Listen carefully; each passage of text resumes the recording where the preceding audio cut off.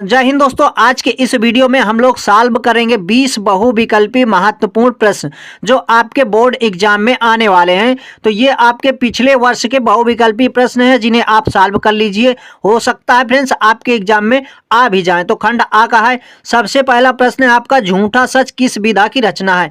ए में है आपका फ्रेंड्स निबंध, बी कहानी, सी उपन्यास और डी में है आपका नाटक। तो फ्रेंड्स यहाँ आपका जो राइट आंसर होगा ए का सी होगा, सी उपन्यास। झूठा सच विधा रचना है जो उपन्यास है। इसके बाद फ्रेंड्स नेक्स्ट है, अनंत आकाश के रचनाकार हैं डॉक्टर धर्मवीर भारती, जयप्रकाश भारती, जयशंकर प्रसाद और यशपाल। तो यहाँ आपका राइट आंसर होगा फ्रेंड्स जयप्रकाश भारती अनंत आकाश के रचनाकार हैं। और नेक्स्ट है आपका तीसरा, निम्नलिखित कथनों में से कौन सा कथन सही है।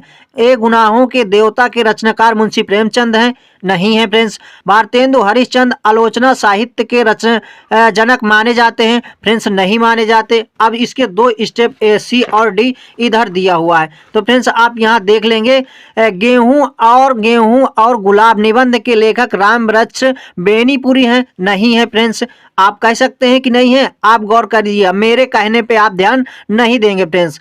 ईसा तू ना गई मेरे मन से निबंध के लेखक हैं जयप्रकाश भारती, तो फ्रेंड्स ये भी नहीं है। तो आपका राइट आंसर कौन होगा। तो फ्रेंड्स आपका यहाँ राइट आंसर सी होगा, गेहूं और गुलाब निबंध के लेखक राम वृक्ष बेनीपुरी हैं।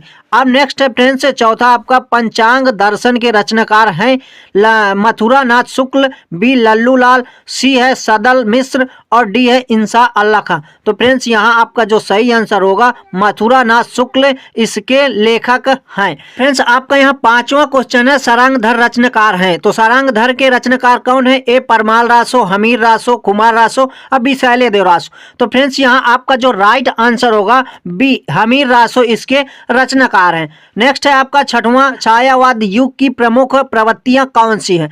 ए कुंठा और निराशा के स्वर, बी श्रृंगार और प्रेम वेदना, नारी के प्रति परिवर्तित दृष्टिकोण और डी है आपका रीति ग्रंथों का निर्माण। तो आपका फ्रेंड्स यहाँ छठवां का जो राइट आंसर होगा सी नारी के प्रति परिवर्तित दृष्टिकोण, ये आपका राइट आंसर है फ्रेंड्स। नेक्स्ट है आपका सातवां, निम्नलिखित में से शुक्लोत्तर युग के लेखक कौन है। वासुदेव शरण अग्रवाल, प्रताप नारायण मिश्र, किशोरी लाल गोस्वामी, श्याम सुंदर दास। तो फ्रेंड्स आप यहाँ देखेंगे कि आपका राइट आंसर क्या है, आप क्या बता सकते हैं। तो फ्रेंड्स मैं ही बता देता हूँ, वासुदेव शरण अग्रवाल यहाँ राइट आंसर है आपका सही आंसर है वासुदेव शरण अग्रवाल। फ्रेंड्स आपका जो आठवां क्वेश्चन है, साकेत किस युग की रचना है। तो भारतेंद्र युग की, द्विवेदी युग की और प्रगतिवादी युग की या छायावादी युग की। तो फ्रेंड्स मेरे हिसाब से तो यहाँ बी द्विवेदी युग की रचना है, साकेत द्विवेदी युग की रचना है। राइट आंसर आपका बी होगा। भारत दुर्दशा किस विधा की रचना है। जीवनी की, आत्मकथा, रेखा चित्र, एकांकी। तो फ्रेंड्स आपका जहां राइट आंसर होगा भारत दुर्दशा डी एकांकी है। बिहारी किस युग के कवि हैं। तो फ्रेंड्स आधुनिक काल के, रीति काल के, भक्ति काल के, आदिकाल के। तो फ्रेंड्स आप बिहारी जानते हैं कि कृष्ण भक्त थे, तो आप समझ जाएंगे किस काल के कवि हैं। तो फ्रेंड्स आपका यहाँ राइट आंसर हो जाएगा बी रीति काल के कवि हैं। अब फ्रेंड्स आपका जो नेक्स्ट क्वेश्चन है पूछ रहा है कि उपयुक्त पंक्ति में कौन सा रस है। तो फ्रेंड्स आपका यहाँ दिया हुआ है कि नाना वाहन नाना बेसा, बिहसे स्यु समाज निज देखा, को मुखहीन विपुल मुख काहू, बिन पद कर को बहु बाहु। इस पंक्ति में कौन सा रस है। फ्रेंड्स उपयुक्त पंक्ति में कौन सा रस। नाना वाहन नाना बेसा, वैसे भी हंसने की बात हो रही है। बिहसे स्यु समाज निज देखा, तो फ्रेंड्स यहाँ शिव जी की बारात को देखकर वहां लोग हंस रहे थे, इसलिए फ्रेंड्स यहाँ आपका हास रस होगा। तो डी आपका राइट आंसर है। तो फ्रेंड्स आपका जो नेक्स्ट क्वेश्चन है, यहीं कहीं पर बिखर गई वह भग्न विजय माला सी, उपयुक्त पंक्ति में कौन सा अलंकार है, ये पूछ रहा है फ्रेंड्स। तो आपका पहला दिया उपमा अलंकार, दूसरा दिया है उत्प्रेक्षा अलंकार, तीसरा है आपका रूपक अलंकार और चौथा है श्लेष अलंकार। तो फ्रेंड्स यहाँ पर आपका जो राइट आंसर होगा बी उत्प्रेक्षा अलंकार है। नेक्स्ट है आपका, रोला किस प्रकार का छंद है। तो फ्रेंड्स ये तो बहुत इजी है, अगर आप इसे नहीं कर पाए तो फ्रेंड्स आप फिर पेपर में कैसे 90% लाएंगे। तो आपका ए है विषम मात्रिक छंद, अर्ध सममात्रिक छंद और सममात्रिक छंद या इनमें से कोई नहीं। तो फ्रेंड्स मेरे हिसाब से रोला एक सममात्रिक छंद है, तो आपका राइट आंसर सी होगा। नेक्स्ट है फ्रेंड्स आपका, निर्जन शब्द में किस उपसर्ग का प्रयोग किया गया है।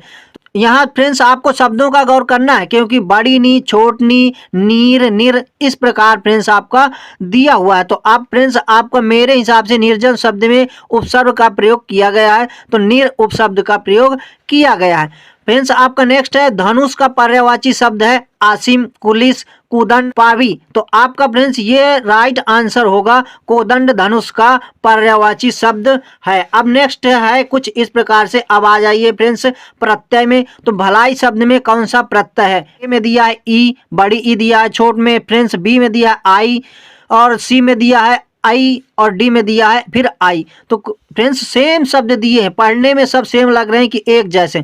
तो मेरे हिसाब से फ्रेंड्स आपका राइट आंसर ए हो जाएगा, ई, भलाई। तो फ्रेंड्स ये प्लस करके मैंने इसके पहले प्रत्यय पढ़ा भी दिया है, तो आप उन्हें देखे भी होंगे फ्रेंड्स। अब षड्दर्शन में कौन सा समास है?